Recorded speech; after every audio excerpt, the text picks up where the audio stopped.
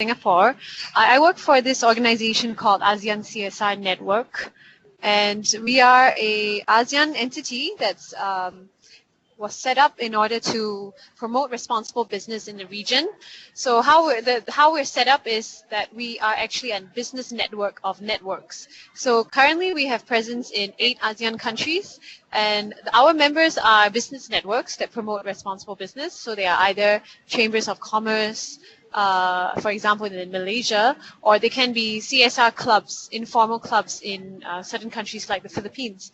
So with this kind of reach, this is how we get in touch with companies in the region, and our main focus and objective is to target ASEAN companies, so homegrown companies, not so much the MNCs, but those that tend not to have interaction with responsible business practices.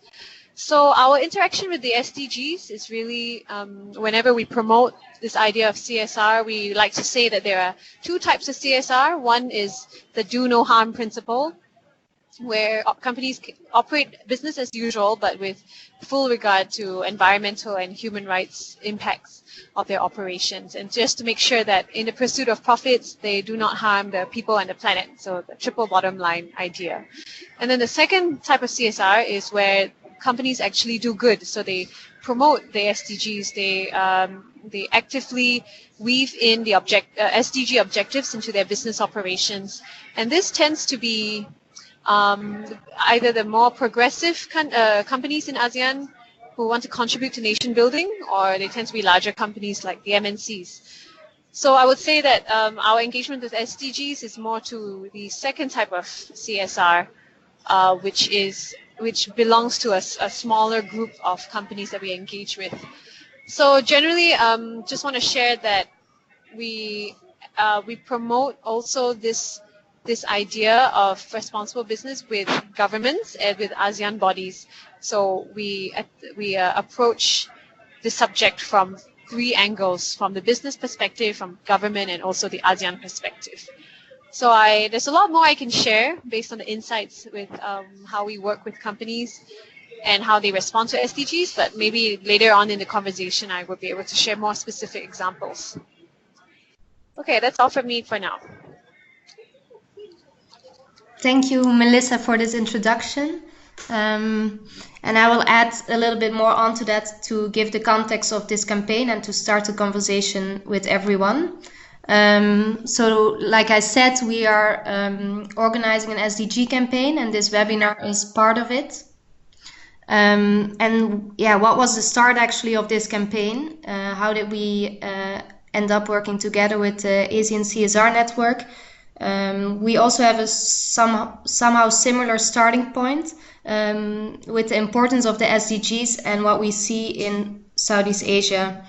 So Nexus for Development is based in Southeast Asia, and we see that the Sustainable Development Goals drive sustainable development, but also provide us with a universal language that we can use to engage people into progressive partnerships that Melissa also was talking about. And the research for this campaign started actually with those challenges and opportunities that we know from field experience in Southeast Asia. We saw that there are different gaps, but also different opportunities for businesses to step in and to do something about these challenges that we have and that we see in the world. The second part was then for us to see what are the benefits actually for the private sector and for the business to step in and actually engage themselves. So this is where we had to find out, is it true that there are new market opportunities? Is it true that we can generate jobs with these new kind of fields when we engage with the Sustainable Development Goals? And are consumers willing to pay more? So this is what we needed businesses to know in the region. And lastly, we also thought about the SDGs as a way to multiply your impact. You never engage with one SDG only. The global goals are a sort of network. For example, when you invest in water, you will also most likely invest in health and the environment and gender equality. So this was these 3 parts were part of the bigger message that we shared in an infographic. So there are 3 different messages, and they're really targeting businesses in Southeast Asia. But this campaign, we didn't want to leave it there with just information and data. We also wanted to take it further, so we also explored some case studies that were standing close to us as we are working in Southeast Asia. And we explored 3 different ones. And the first one is impact support. This is when businesses directly help an initiative in their community or in their region. So they're supporting their community, but it also mostly comes back to their own employees and to their own work. The second case study we explored is climate responsibility. This is the chance that businesses have to offset their emissions and to scale projects in the region. And by doing that, they're not only investing in climate, so not only investing in the climate action sustainable development goal, but also advancing a lot of other SDGs, depending on which projects they support. And the last case study we explored and worked out in our campaign is impact investment. There's a lot of opportunities to invest in different impact funds or climate funds.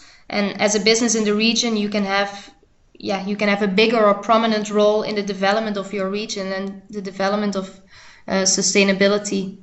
So these are the things we explored in our campaign. I will now give the word shortly to my colleague Anna, who can explain a bit more about the background of Nexus in this whole story. Anna. Thanks so much, Shelley. Well, that was very well put. I will just take the opportunity to welcome everyone joining us for the webinar today, and I look forward to hearing from the speakers as well. Thanks very much, Jeff, Charlotte, and Melissa for being online today and joining us to share your points of views and your knowledge on the SDGs. I'll just briefly add to what Shelley covered to say that precisely what attracted us to working with the global goals was this very overlap between them and the possibility of both working towards environmental outcomes and social and health outcomes at the same time.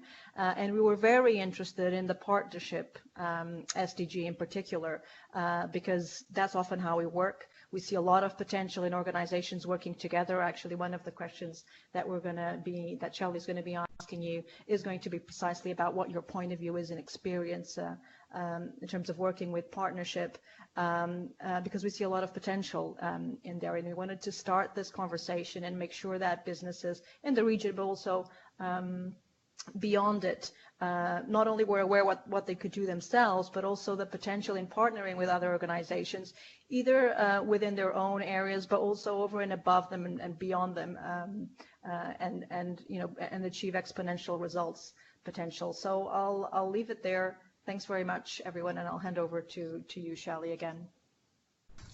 Yes, thank you, Anna, for this context and introduction. I will quickly introduce the speakers to you, but I think they can better do it themselves. But our first guest is Jeff Moons. He's the CEO of Knai Bang Chatt, if I pronounce it okay, a resort in the village of Kep in southern Cambodia. His resort has a very elaborate sustainability management plan and also, I think, a specific philosophy around it. And if I'm not wrong, it's also the first Cambodian resort to achieve the Green Growth 2050 certificate, which I'm sure he will talk more about later. Our second speaker and guest is Charlotte. She's the She's the Southeast Asia Regional Director at GERES, an organization that is working around energy, environment, poverty reduction, and I think they also have a focus on partnerships with local and regional communities and stakeholders. So I'm excited to hear more about that as well. And I think it would be good to introduce yourself and your work or your business. So maybe I first give the word to Jeff to just quickly, a couple of minutes, give an introduction of who you are and what Knai Bang Chatt is. Okay, thank you very much, Shelley. Good afternoon, everybody. Jeff Moons, founder and CEO of Knai Bang Chatt. Knai Bang Chatt is international gold certified sustainable. We thought it was very important. We are small, We like to make impact.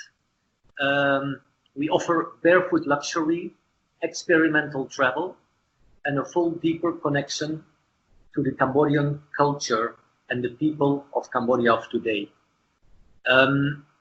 We do everything we do in all our departments. We want to make positive impact on region and people. We are certainly not perfect, but we enrolled 1.5 years, 2 years ago in one of the very heavy sustainable templates, the Green Growth 2050, where we really worked on United Nations Global Impact, UNEP, Green Economy Principles, Code Against Sexual Exploitation, International Labor Laws, Sustainability. We worked daily on 408 indicators, and it really makes a big difference. The experience that we offer is raw and pure connections, and we tend to humanize everything we do. We like to inspire our travelers, and we want to live with purpose and with integrity. Knai Ban Chatt is really not a product for tourists, but it is a product for travelers. And the difference between a tourist and a traveler is that a traveler tends to see and experience things.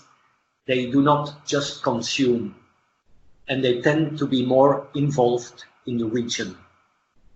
I think this is the presentation of our little property on coastal Cambodia. Thank you. Yes, thank you, Jeff. That was a very good introduction, and I think it's interesting that you already speak about from different points of view about the experience of connections and being involved in the region. So I'm excited to hear more about that when we go to the questions. Charlotte, I will invite you now to maybe say a little bit about yourself and the work you do, and to introduce GERES. Yes, thank you, Shelley. Thank you, everybody. Good afternoon. My name is Charlotte. I am French, established in Cambodia for nearly 15 years. I'm a regional director for GERES. GERES is an international NGO headquartered in France, celebrating its 40th anniversary last year. We work in 4 main geographical regions, including Southeast Asia, West Africa, Europe and Mediterranean countries, as well as Central Asia. And our main topics of intervention are bringing sustainable energy solutions to vulnerable populations as a means to support sustainable economic development. We work on climate change mitigation and adaptation programs, as well as education, awareness raising. And one big initiative which I'm going to develop further later today is a big campaign that we have launched during the COP21 in Paris, which we call Climate Solidarity. And it aims at engaging all groups of the society, including private sector, companies, civil society organizations, and individuals into taking action for the climate here and there, here being wherever you are in developed countries, for there to support sustainable and low carbon development for vulnerable populations.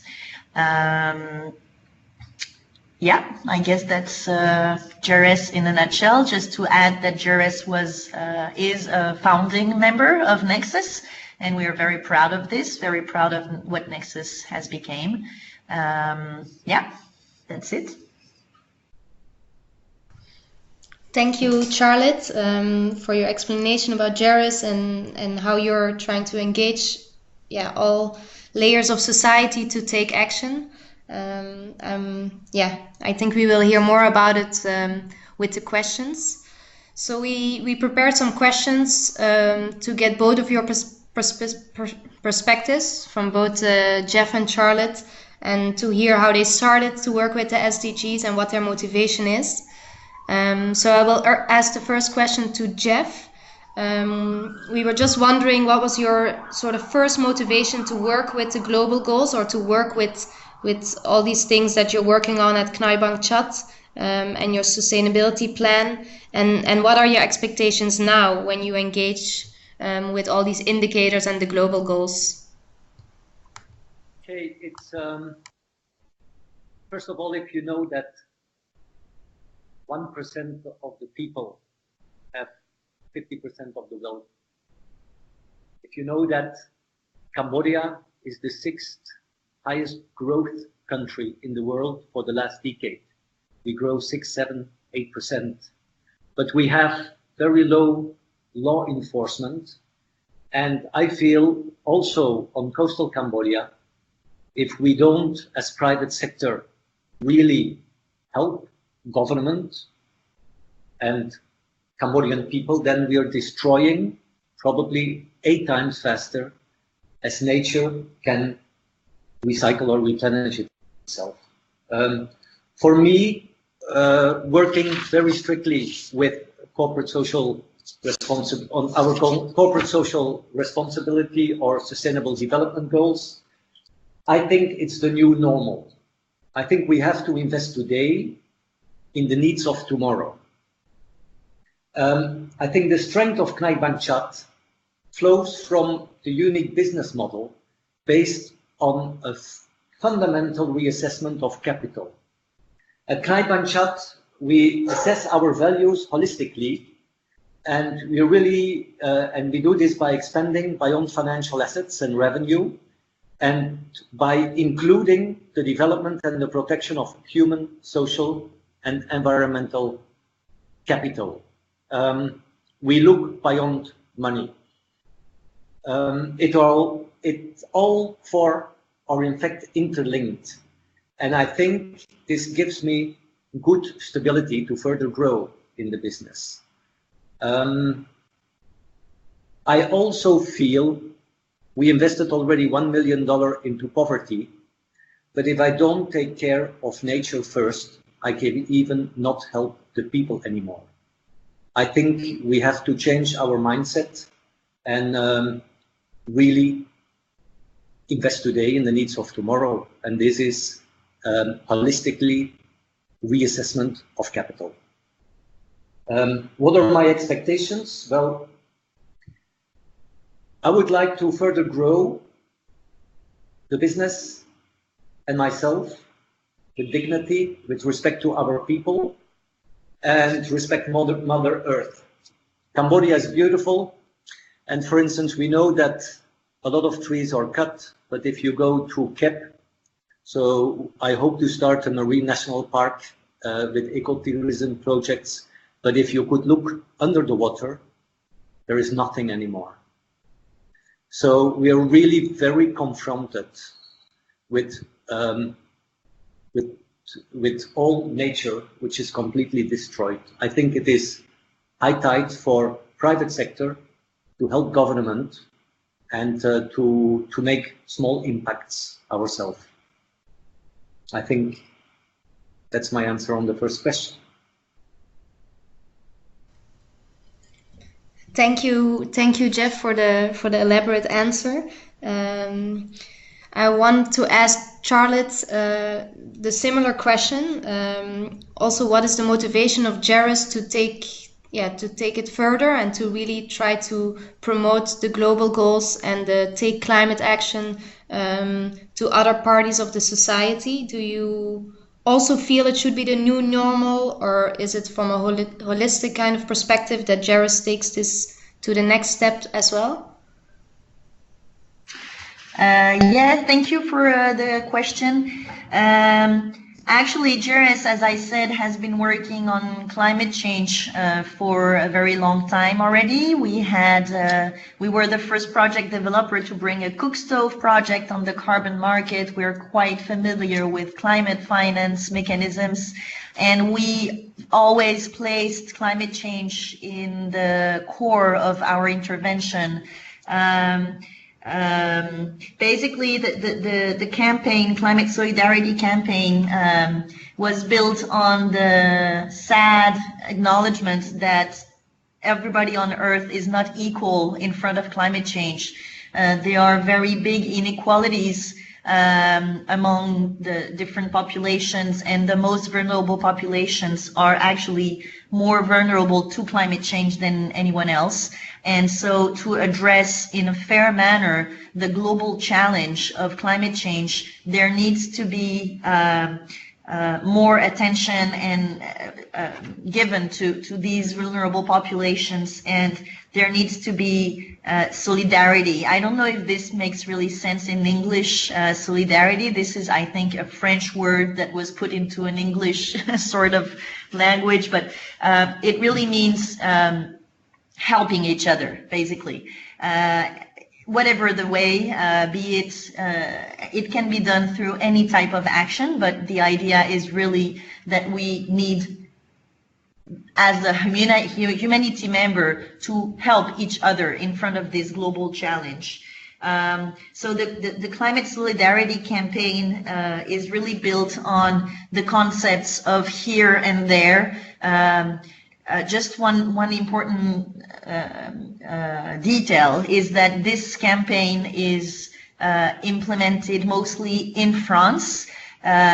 So here means France, and it encompasses most of European developed countries, we can say. So the concept of here and there means here, developed countries, we have a responsibility and we must develop all kinds of solutions, each of us at our own level with our own means, but we all have a responsibility to develop sustainable solutions to enter here into a ecology transition, eco-transition.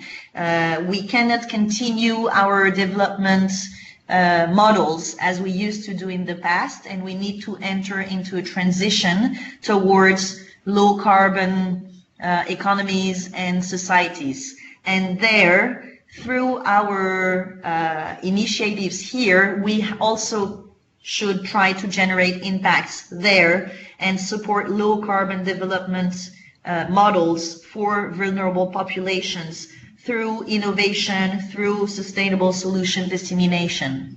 At the same time, climate change is obviously at the core of all the challenges that humanity will have to address in the future, including health, including poverty alleviation and hunger, economy, access to drinking water, and many others. So basically, it is very urgent, we believe, to place climate change at the very center of all the actions aiming at contributing to SDGs. That's why GERES worked at demonstrating the link, how climate change connects with each and every of the 17 SDGs. And this was done through a tool which you can see on the screen, which we call the Climate Solidarity Wheel, where we explain for each and every SDG how climate change is connected to each of them. So this is very much related to what Shelley was saying as an introduction, that by working on one SDG, you will definitely have an impact on many others. And the SDG number 13, which is related to climate change, is actually directly related with the 16 other SDGs. And this is what we want to demonstrate through this campaign. So this campaign is inviting everybody. So again, targeting very much France, and unfortunately all the documents and there is a dedicated web page, and it's very well illustrated, and it brings a lot of insights on how people, institutions, private companies can actually contribute to this initiative. Unfortunately, it's available in French only. One of the reasons being that it's supported by the French Agency for Development, AFD, and so, well, yeah, I mean, there was no initial plan to make it in English, but Yeah, I mean, it provides a lot of insights, and it's a call, an invitation to as many individual, institution, private sector company, etc., civil society organizations, to take action, whatever the way. And it's very interesting to see how all these actors are actually engaging into this initiative. So yeah, I really invite French-speaking people to take a look at the webpage, and yeah, I mean, this is obvious for GERES, looking at our history, our topics of intervention historically, to be working with SDGs, obviously. Thank you, Charlotte, for the answer and also the explanation of the campaign, and how GERES really focus on also the responsibility for this transition, and to link everything with climate change and the vulnerability in specific regions. To dive a little bit deeper, yeah, you both talk about that responsibility and to protect and to make this transition in the world.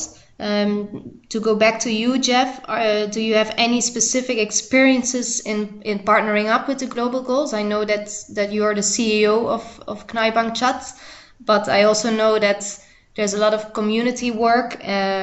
So we were wondering if you have any good practices around partnerships and working together to the new tomorrow, to the future of tomorrow. Yeah, absolutely. I think, first of all, the 17 goals, they are the new normal for me. What did we already do? In Cham Kabai, in the Phnom Penh area, the last stronghold of the Khmer Rouge in the south of Cambodia, we worked 6 years in a village, and we made change with income generation, health and education for 550 families. We invested in that community $1 million. Remember, I only had a resort with 18 rooms. We are very small, but this is making impact. It is not how big you are that is important, it's how much impact and how many people you can reach. We still have now a school with 480 students, and we sponsored this year 7 people to go to university. This is my human capital. My social capital is that, for instance, I built it for 80 people staff houses. I give them 3 organic meals a day. They're fully insured. They have English classes and so on. Nature capital. I'm trying, and I failed first with the Ministry of Environment. We're now with the Ministry of Tourism, hopefully very soon, making a protected area around a small island in front of the resort, 8 kilometers out of Kep, and make ecotourism projects. Listening and partnering up is very important, and even working with government is easy if you have the same goals. What does it give for Knai Chatt? Together with the green growth, our 408 indicators where we work on, it gives us stability. We created a lot of know-how. My staff are well trained. I earned respect. I can work on branding. It's very important. Don't think that all those sustainability development goals are just to spend extra money. If you are working on those 17 goals, or you have a strong social corporate responsibility program, you become somebody special. And people will like to go to your business because you're clean, you take care of people. So we have a competitive advantage. We give higher quality as the competitors. We also, because we measure so much, I think we really reduced our operational costs. We created collective positive impact with our village. And of course, it's okay to be altruistic and to willing to share part of your time and your money with others. There's nothing wrong with it. What can be a negative thing? I think short-term profit, you don't have it because you invest in too many new things. Nature, people, education, energy, life on land, life on water, and so on. But finally, it will only give you the security and the stability for a long-term economic growth too.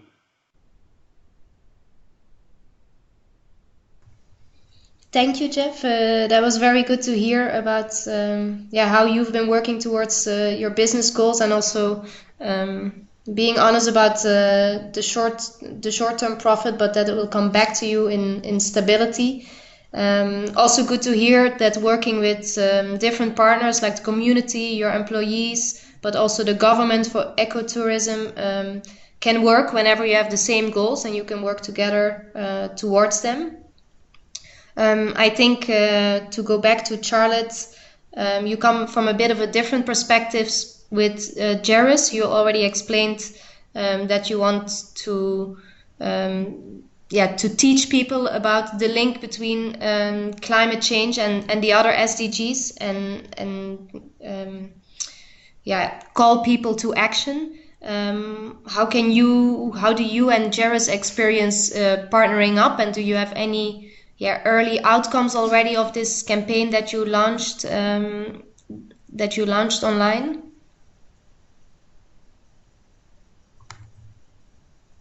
Yeah, sorry, I forgot to unmute my mic.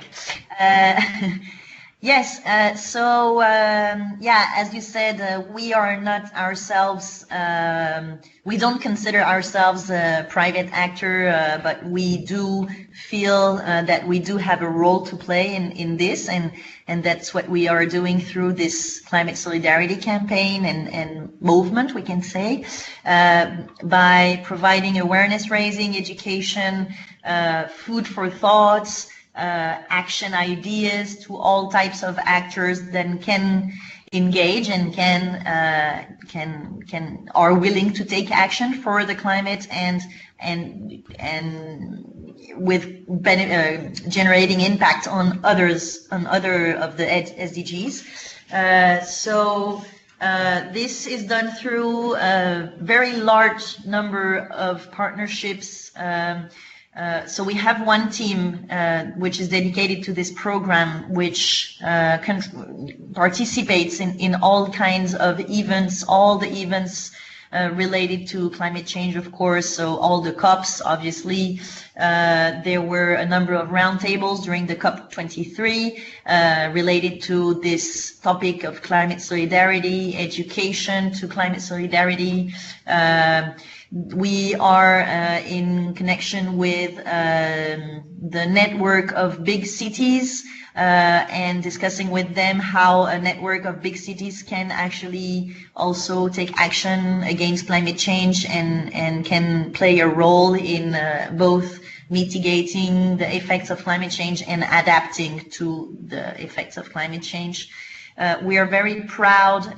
Back in September, our Minister of Environment and Ecology Transition, Mr. Nicolas Hulot, announced, took over the term solidarity, climate solidarity, into the new climate plan for France, and he's very much committed to contribute to this climate solidarity concept and approach through the climate plan for France.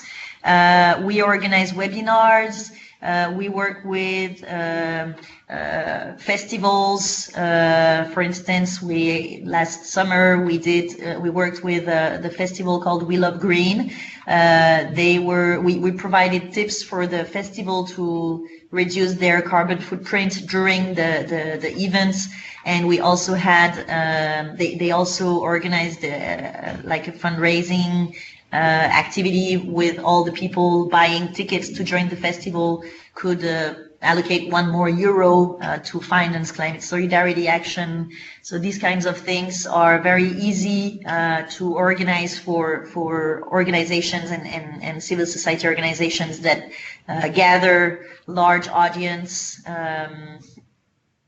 We organize contests. We work with the tourism industry as well.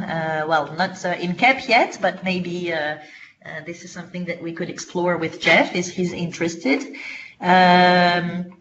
We organized, we collaborated with an association on organizing a photo exhibition related to climate and to select most innovative photos that can support climate awareness raising campaigns and activities for professionals in the sector.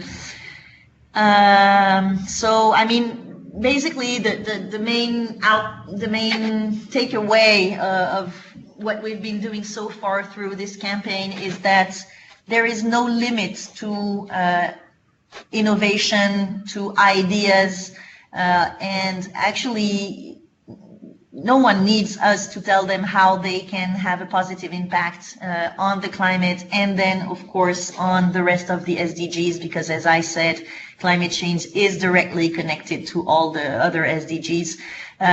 So it's really about being willing to have an impact, being willing to do something. It can be big, it can be small, it can be at cost, but it can also be just mobilizing staff ideas, staff innovations, staff I don't know. There is no limit. There is no limit to what can be done. The only limit lies in what people are willing to do. And I think that the role of organizations like us is just to make more people and more organizations aware of the need for everybody to contribute and the great things that can be done by each and every member of our societies. Thanks, Charlotte. Yeah, that would be great if from this webinar came a new partnership between Jeff and you. But no, it was great to hear that, yeah, the partnerships go as far as politics in France about climate solidarity, but also as small as raising awareness at different festivals and giving practical tips to smaller civil organizations. To go a bit more into the practical do's and don'ts of engaging your business with the SDGs. Over to you, Jeff. Do you have any recommendations for businesses within the region that are maybe also, like you said, small to start engaging with the SDGs? Are there special contacts or platforms or good references? I know that you're linked to a really big platform and working with that, but what if somebody just wants to start? What would be the good starting point from your perspective? Yeah, I think you first have to think very well. How do you want to let your business grow, and what do you really want, and also why? So you should start with the why. Why do I want to work on sustainable development goals? And then you can work on the how, and the latest, it's the what. I think you have to define well, you have to prepare yourself well, because preparation is 80% of your success. Don't start just with little things, because it does not work and you will fall. I think know also your capacity. For instance, and not only your human capacities, but also your financial capacities.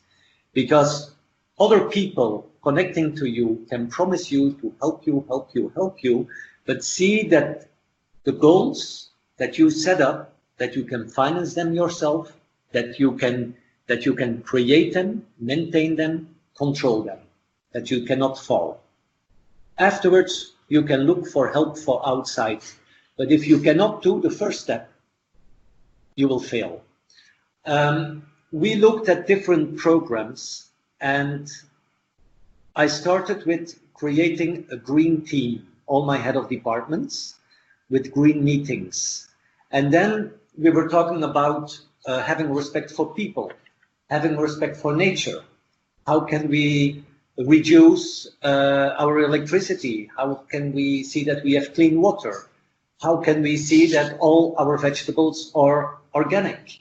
And little by little, we try to create knowledge in our own team. Then I think to get the next step further, for me, I needed more guidelines and help. And there is Green Globe, there is Green Key. We opted for Green Growth 2050, which was one of the most difficult ones. But it was then my team who chose the program, because you can only grow if the team is ready for it. What we do now is in every department, we set up, for instance, we have a sustainable manager. We're doing now our organic gardens. We will start soon with hydroponics. Then we coach our own staff, and then we try to invite other people to come and learn it on our location. It can be other hotels, it can be schools, and so on. But for me, I cannot work on other locations because my business will fall down. I can only coach and make more impact on my own location. If you have international funds, you can go further, but I know my limits. Also, do real things, do things that matter. Talk less, do more. Only come up front and communicate when you have something solid created. Because there are many businesses that talk about helping people or about sustainability, but finally, if you see what impact they make, it's very small. So prepare yourself, make impact, and then you can move forward. Trying to find partners to let your dreams or your business model accelerate, yes, but it takes time. I think soon we will have a partner, the government. It's going to be a challenge, and it's going to be giving and taking. But if we work on the same topics for the same reason, I think we can move forward. I also think crowdsourcing is a good idea. I also think making communication. Communication is the most important thing, and then it's of course later, if you want to grow bigger, you can go for grants and so on.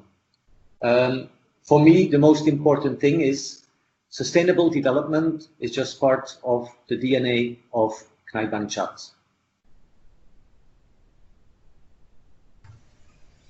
Thank you for your recommendations, Jeff. Yeah, so it's for you, it's really important to be prepared, to know why you're doing it. Also to dare to stay regional if that's your skill, and to make a real impact, do real things, and talk less. To go back to Charlotte, do you also have, you were saying that it's important to be willing to have an impact for partners or for people you try to motivate. So how does GERES see this? How do you spark the why of those businesses or those people that are just starting to engage with the SDGs? What would be the first starting point for them?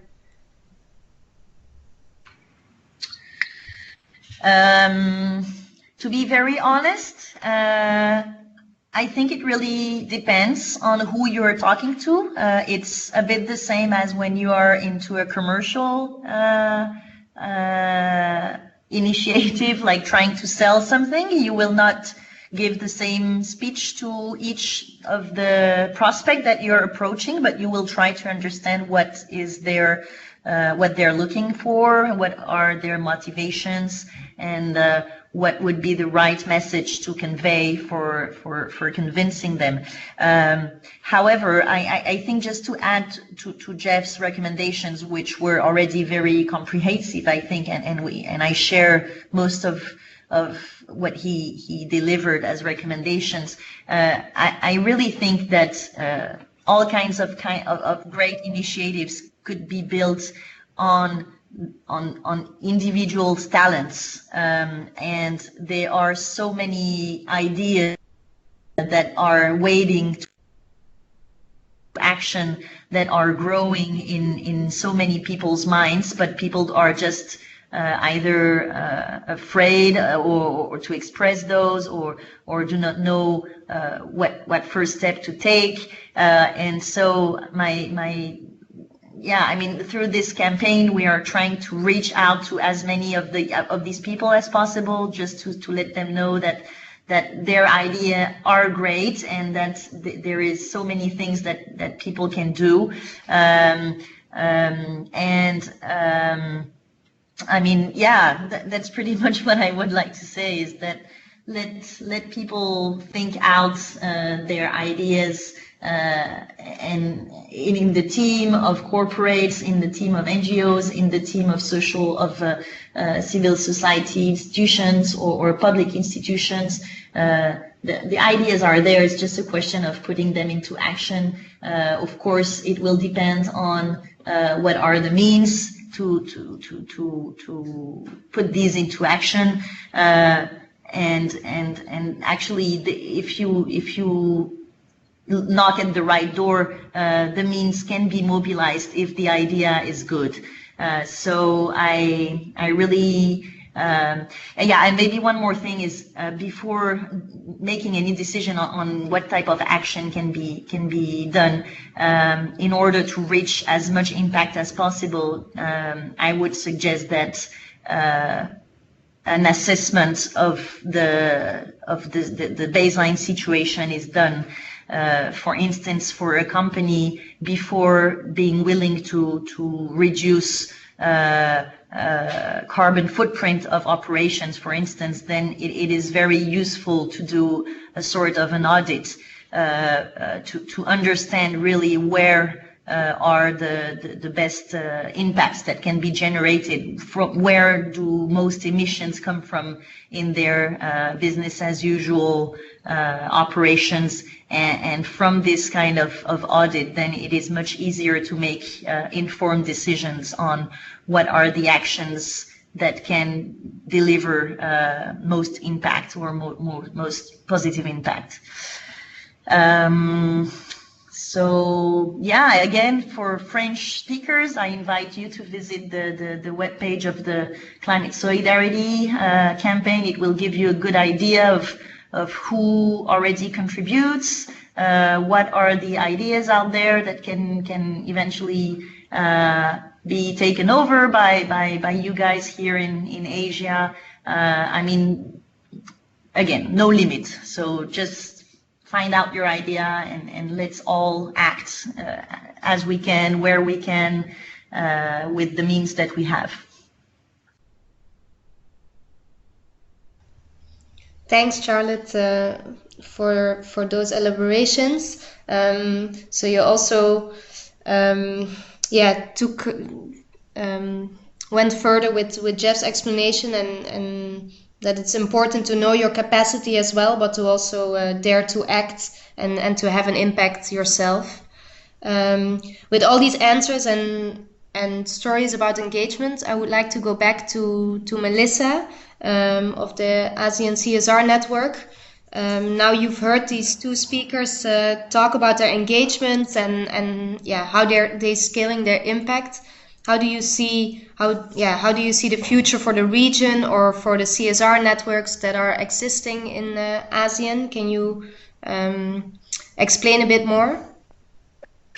Sure. So I will talk about part of the two questions that you asked. The first one is what do we see for the region, and then secondly, how we can scale up the initiatives. So for the first question, I think we've seen really positive trends in ASEAN actually when it comes to companies engaging with national agenda like poverty alleviation. A lot of them come from very different angles. Some are they're personally motivated to contribute to nation building. They're trying to build up brand reputation.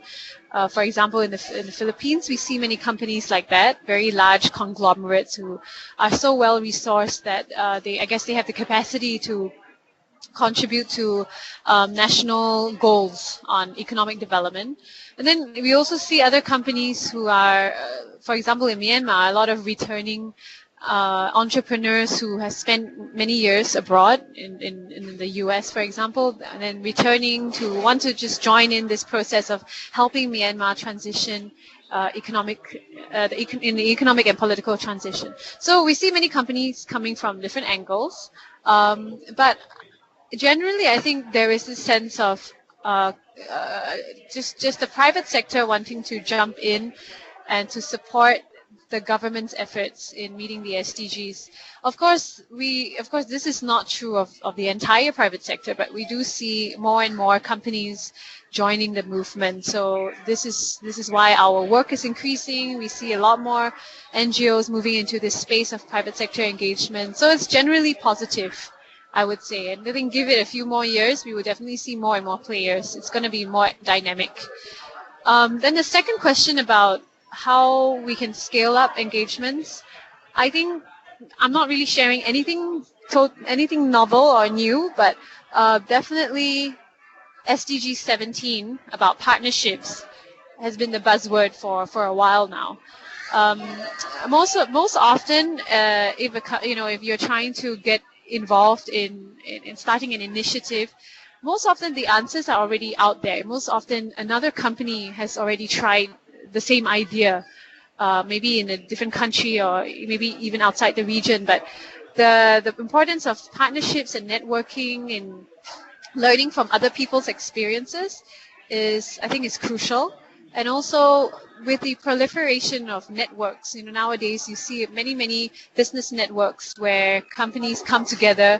I think the SDGs is a very unique space where even competitors of the same industry, they're quite happy to share openly about their experience. So this may not be true of other industries, but when it comes to talking about SDGs, about responsible business, the level of openness is quite different.